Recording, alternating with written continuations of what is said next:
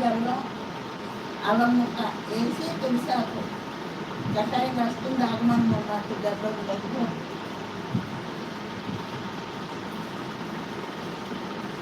నిమిషమాగకుండా దగ్గు వస్తుంది.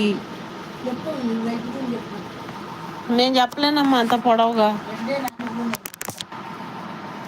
విశ్వం గారు మా మమ్మీ ఏదో చెప్తుందంట మీకు, వినండి. చెప్పు. హలో. అలా అంటే ఫోనా? సరే చెప్తున్నాను వినండి. 9 మల్లి ఆకులు, ఒక 4-5 తులసి ఆకులు, 2 చిన్న దాసిన చెక్క ముక్కలు, 4 లవంగాయలు, 1 స్పూను మిరియాలు దంచి వేసి బాగా గ్లాసున్నర నీళ్లు పోయండి.